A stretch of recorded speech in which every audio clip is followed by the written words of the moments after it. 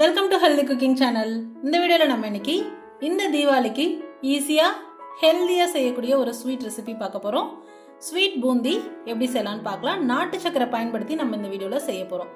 நான் செய்கிற அளவுகளை அதே மாதிரி நீங்கள் ஃபாலோ பண்ணி செஞ்சீங்க அப்படின்னா பர்ஃபெக்டாக வரும். 1 கப் அளவுக்கு கடலை மாவு, 1/4 கிலோ அளவுக்கு கடலை மாவு, 1/4 டீஸ்பூன் மஞ்சள் தூள் கலருக்காக, 1 பிஞ்ச் தூளுப்பு, 1 பிஞ்ச் பேக்கிங் சோடா, இதெல்லாமும் சேர்த்துட்டு நல்லா ட்ரையாகவே கலந்து விட்டுக்கோங்க.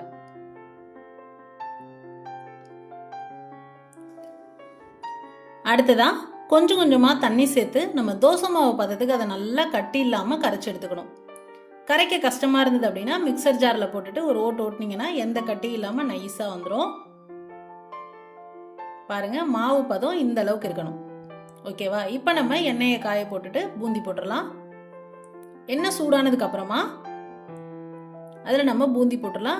சூடு ஆனதுக்கு அப்புறமா ஸ்டவ்வை மீடியம் ஃப்ளேமில் வச்சுட்டு இந்த மாதிரி பூந்தி கரண்டி வச்சு பூந்தி தேய்ச்சி விடுங்க. பூந்தி தேய்ச்சி விட்டுட்டு 1 நிமிஷத்துலேயே நம்ம அதை எடுத்துடணும்.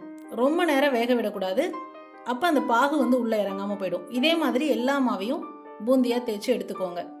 இப்போ நம்ம இதுக்கு பாகு எப்படி செய்யலான்னு பார்க்கலாம். எந்த கப்பில் மாவு எடுத்தோமோ அதே கப்பில் நாட்டு சர்க்கரை, ஸ்வீட் கரெக்டாக இருக்கும். அதே கப்பில் 3/4 கப் அளவுக்கு தண்ணி சேர்த்துக்கோங்க. இப்போ இது எல்லாத்தையும் சேர்த்து நல்லா கரைச்சிட்டு நம்ம அதை லாஸ்ட்டாக வடிகட்டணும். ஏன்னா அதில் ஏதாவது கல் மண் இந்த மாதிரி இருந்தது அப்படின்னா நம்ம வடிகட்டிக்கலாம். வடிகட்டிட்டு வேறு பாத்திரத்தில் சேர்த்துட்டு பாருங்கள், அந்த பாகு பதம் நான் காமிக்கிறேன் உங்களுக்கு. இப்போ எல்லா சர்க்கரையும் நல்லா கரைஞ்சிருச்சு. அடுத்ததான் நம்ம வடிகட்டிக்கலாம்.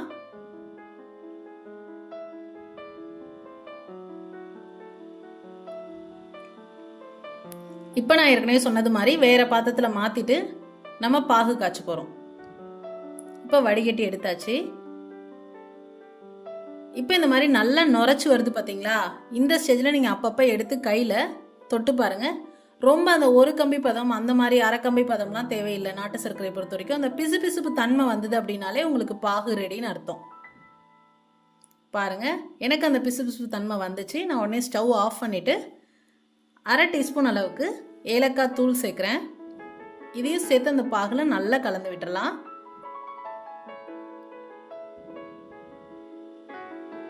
அடுத்ததா நம்ம ரெடி பண்ணி வச்சிருக்கக்கூடிய பூந்தி அதில் சேர்த்துக்கலாம்.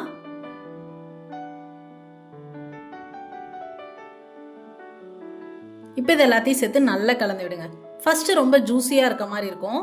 ஒரு நாள் ஊறி வந்தது இல்லை 4லேருந்து 5 மணி நேரம் ஊறிச்சு அப்படின்னா அந்த பூந்தி எல்லா நாட்டு சர்க்கரை பாக்கையும் அப்சர்வ் பண்ணிக்கிச்சுன்னா டேஸ்ட் நல்லாயிருக்கும். உங்களுக்கு சாப்பிடும் போது பூந்தி ஒன்னோட ஒன்று ஒட்டாமல் அழகாக வரும். இப்போ ஒரு 1 hour அப்படியே நான் விட்டுறேன். அதுக்கப்புறம் உங்களுக்கு நான் காமிக்கிறேன். அதுக்கப்புறமா 2 டீஸ்பூன் அளவுக்கு நெய் விட்டுக்கோங்க. அடுத்ததாக முந்திரி, உங்களுக்கு எந்த நட்ஸ் பிடிக்குமோ அந்த நட்ஸ் நம்ம நெய்யில் வறுத்துட்டு அதில் சேர்த்துக்கலாம். நான் முந்திரியும் திராட்சையும் சேர்க்குறேன். நல்ல நெய்யில் வறுத்துட்டு அந்த பூந்தியில் நம்ம சேர்த்துக்கலாம்.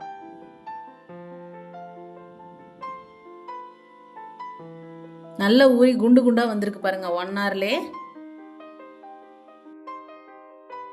எல்லாமும் அந்த பூந்தி பாகு நல்லா அப்சர்வ் பண்ணியிருக்கு. இது எல்லாத்தையும் சேர்த்து நல்லா கலக்கும் போதே கம கமன்னு அந்த ஏலக்காயோட வாசனை, நெய்யோட வாசனை, முந்திரியோட வாசனை எல்லாமும் சேர்ந்து சூப்பராக டெம்டிங்காக இருக்கும். பார்க்கறதுக்கே நல்லா ஜூஸியாக இருக்குது பாருங்கள். சூப்பரான ஸ்வீட் பூந்தி ரொம்ப ரொம்ப ஈஸியாக எப்படி செய்யலான்னு இந்த வீடியோவில் பார்த்தோம். நான் சொன்ன மெஷர்மெண்ட்டை நீங்கள் ஃபாலோ பண்ணி செஞ்சீங்க அப்படின்னா பர்ஃபெக்டான பூந்தி கிடைக்கும். ட்ரை பண்ணி பார்த்துட்டு உங்களோட கமெண்ட் மறக்காமல் சொல்லுங்கள் ஃப்ரெண்ட்ஸ். இது போன்ற ஹெல்தி ரெசிபிஸ்க்கு மறக்காமல் ஹெல்தி குக்கிங் சேனலை சப்ஸ்கிரைப் பண்ணுங்கள். இந்த வீடியோ உங்களுக்கு பிடிச்சிருந்தா லைக் பண்ணுங்கள், ஷேர் பண்ணுங்கள், கமெண்ட் பண்ணுங்கள். தேங்க்ஸ் ஃபார் வாட்சிங்.